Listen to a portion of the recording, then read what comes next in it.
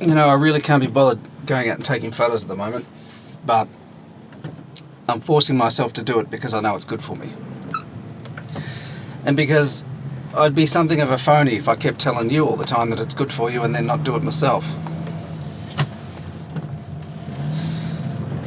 My wife and son and I have just come back from a few days up in the Whitsundays, a group of islands up in northern Queensland, and it was nice. It was nice enough. Normally it's a lot better. We've had some pretty severe weather up the east coast of Australia recently, and didn't really feel like taking photos there either, as beautiful as some parts of it were.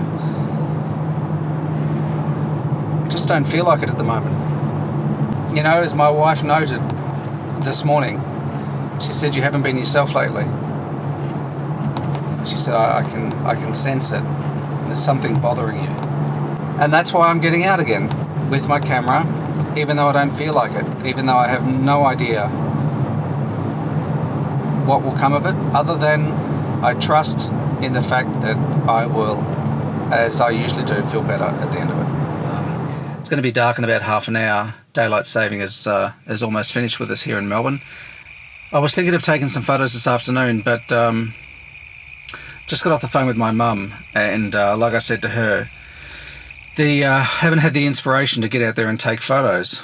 And you know, I know the value of getting outside on a regular basis. It's good for us physically and mentally, especially mentally. And so I've done that. I've continued to go out and spend time out with my camera, but I haven't really felt inspired to take all that many photos or to record any pieces to camera like this. It looks like there might be a bit of a break in the clouds, so I might get out there with my R5 and my 70-200, might take a few photos, but I'm going to have to do something to break out of this, and maybe I'll take a couple of days off work and just go out and do nothing but take photos. Maybe that's what I need.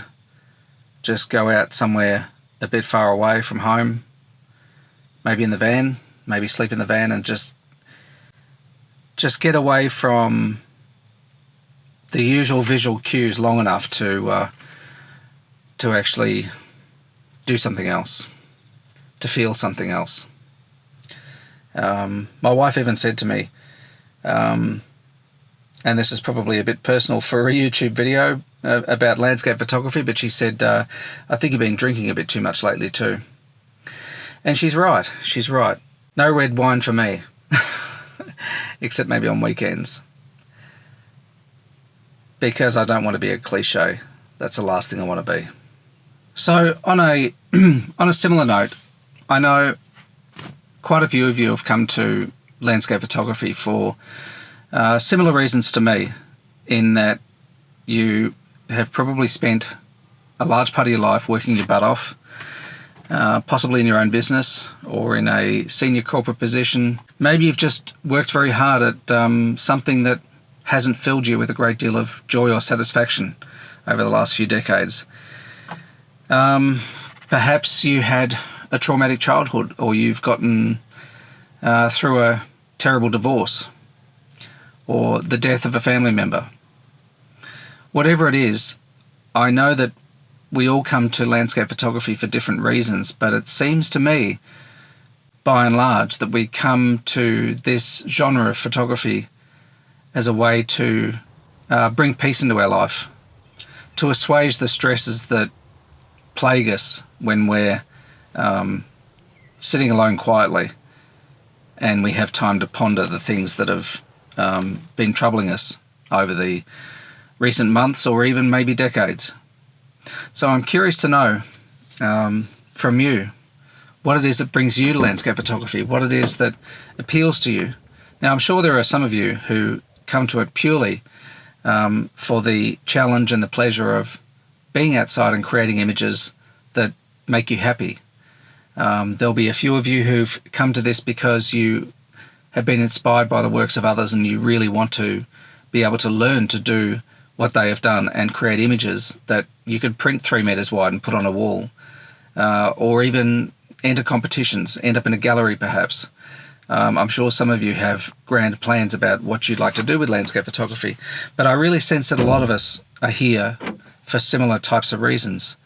So whatever it is for you that's brought you here, I'm really keen to know what it is. I've already heard stories from some of you about what has brought you here, and they tend to revolve around things like dealing with stress and pressures and past failures, past abuses. But as I've said before in some of my videos, the thing that I value most about this process of making videos on YouTube is the community that it tends to create with like-minded people. Now, I know that's not a common thing with all YouTube content creators, but it is a common thread with those who create work that they care about, for people who want to hear from them. And I'd like to think of myself as one of those people who create content, not because I want to appease an algorithm. I genuinely get pleasure from creating stuff that I hope will educate or empathize with others, perhaps even entertain from time to time. But I really want to be useful, I guess, is the main thing. And I enjoy interacting with all of you who write me comments and who ask questions and who engage with other people in the comments section. I really get a kick out of that. I really enjoy that. I have no other ulterior motives with these videos that I create. I do it genuinely because I love it. If it becomes wildly successful by the metrics that we normally measure success by on YouTube, fair and good, but it is certainly not what drives me, because it takes an awful lot of effort. If it weren't because you genuinely enjoyed it or you genuinely cared about what you were creating, you'd give up pretty easily, I think. Anyway, tell me in the comments, what is it that brings you to landscape photography? I'd be very keen to know, and let's all have a chat about it. Anyway, thanks for hanging out with me again. I always enjoy spending time with you, even though I can't see you. I know you're there. And take care of yourself, and I'll see you, hopefully, outdoors, on location, shooting photographs again soon. Bye for now.